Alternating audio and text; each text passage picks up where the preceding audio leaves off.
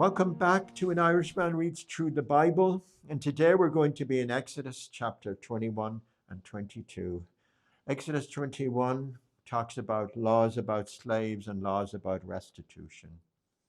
I would need to mention that the slavery at that time, it was not based on the color of a person's skin. It was never meant to be permanent unless a slave attached himself voluntarily to his master forever. And it was very highly regulated. Starting in verse 1 of chapter 21. Now these are the rules that you shall set before them. When you buy a Hebrew slave, he shall serve 6 years, and in the seventh he shall go free for nothing. So slaves were a kind of indentured servants. If he comes in single, he shall go out single. If he comes in married, then his wife shall go out with him. If his master gives him a wife and she bears him sons or daughters, the wife and her children shall be her master's, and he shall go out alone. But if the slave plainly says, I love my master, my wife, and my children, I will not go out free, then his master shall bring him to God, and he shall bring him to the door or the doorpost, and his master shall bore his ear through with an awl, and he shall be his slave forever. When a man sells his daughter as a slave, she shall not go out as male slaves do. If she does not please her master, who has designated her for himself, then he shall let her be redeemed. He shall have no right to sell her to a foreign people, since he has broken faith with her. If he designates her for his son, he shall deal with her as with a daughter. If he takes another wife to himself, he shall not diminish her food, her clothing, or her marital rights. And if he does not do these three things for her, she shall go out for nothing, without payment or money. Whoever strikes a man so that he dies shall be put to death. But if he did not lie in wait for him, but God let him fall into his hands, then I will appoint for you a place to which he may flee. But if a man willfully attacks another to kill him by cunning, you shall take him from my altar that he may die. Whoever strikes his father or his mother shall be put to death. Whoever steals a man and sells him, or anyone found in possession of him, shall be put to death. Whoever curses his father or his mother shall be put to death. When men quarrel, and one strikes the other with a stone or with his fist, and the man does not die, but takes to his bed, then if the man rises again and walks outdoors with his staff, he who struck him shall be clear. Only he shall pay for the loss of his time, and shall have him thoroughly healed. When a man strikes his slave, male or female, with a rod, and the slave dies under his hand, he shall be avenged. But if the slave survives a day or two, he is not to be avenged, for the slave is his money. When men strive together and hit a pregnant woman so that her children come out, but there is no harm, the one who hit her shall surely be fined, as the woman's husband shall impose on him, and he shall pay as the judges determine. But if there is harm, then you shall pay life for life, eye for eye, tooth for tooth, hand for hand, foot for hand, burn for burn, wound for wound, stripe for stripe. When a man strikes the eye of his slave, male or female, and destroys it, he shall let the slave go free because of his eye. If he knocks out the tooth of his slave, male or female, he shall let the slave go free because of his tooth.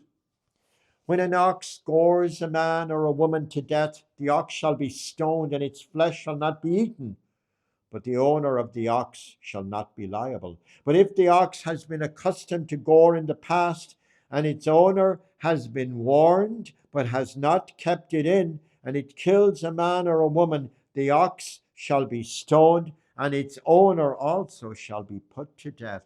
If a ransom is imposed on him, then he shall give for the redemption of his life whoever is imposed on him, whatever is imposed on him. If it gores a man's son or daughter, he shall be dealt with according to the same rule. If an ox gores a slave, male or female, the owner shall give to their master 30 shekels of silver, and the ox shall be stoned. Now, all these laws that Moses are receiving, these are really object lessons, laws to separate the nation of Israel from the ruthless and pagan nations around them. Verse 33, when a man opens a pit, or when a man digs a pit and does not cover it, and an ox or a donkey falls into it, the owner of the pit shall make restitution. He shall give money to its owner, and the dead beast shall be his. When a man's ox butts another so that it dies, then they shall sell the live ox and share its price, and the dead beast also they shall share. Or if it is known that the ox has been accustomed to gore in the past, and its owner has not kept it in, he shall repair ox for ox, and the dead beast shall be his. Chapter 22 continues on with these special laws. Verse 1. If a man steals an ox or a sheep and kills it or sells it, he shall repay 5 oxen for an ox and 4 sheep for a sheep. If a thief is found breaking in and is struck so that he dies, there shall be no blood guilt for him. But if the sun has risen on him, there shall be blood guilt for him. He shall surely pay. If he has nothing, then he shall be sold for his theft.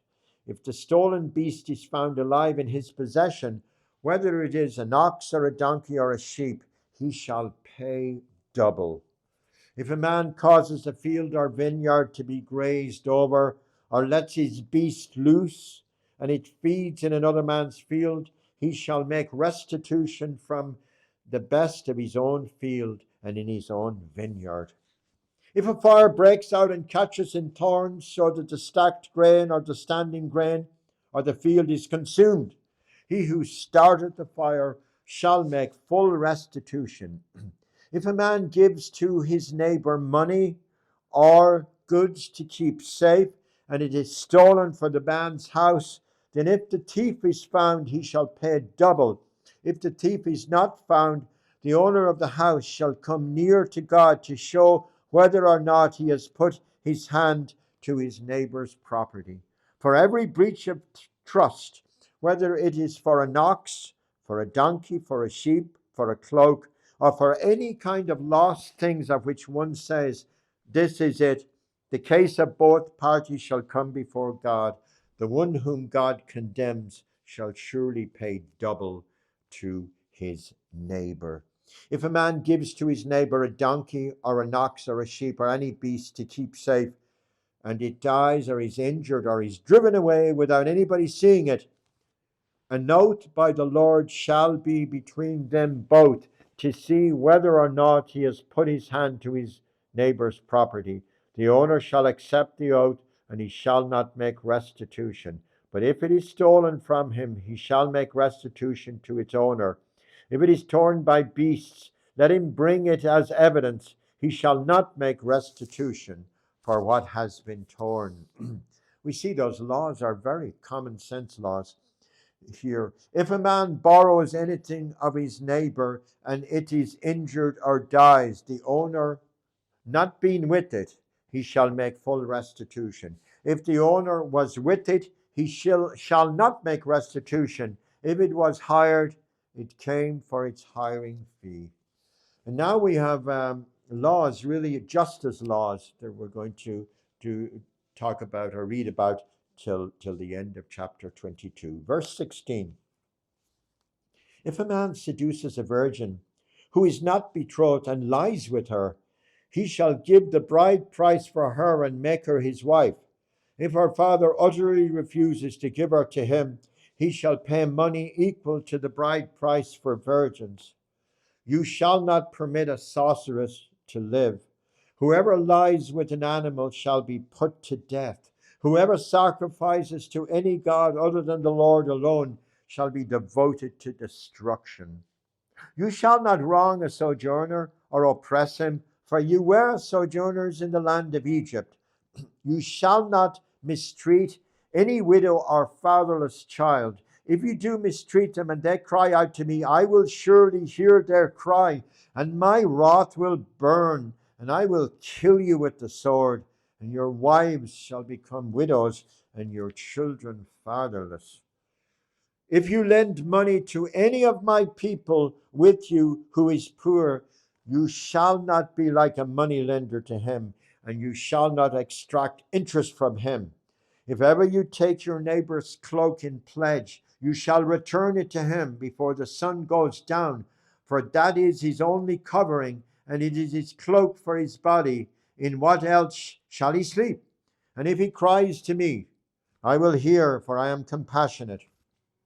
You shall not revile God nor curse a ruler of your people. You shall not delay to offer from the fullness of your harvest and from the outflow of your presses. The firstborn of your sons you shall give to me. You shall do the same with your oxen, with your sheep. 7 days it shall be with its mother. On the 8th day you shall give it to me. In other words, it'll be dedicated to the Lord. You shall be consecrated to me.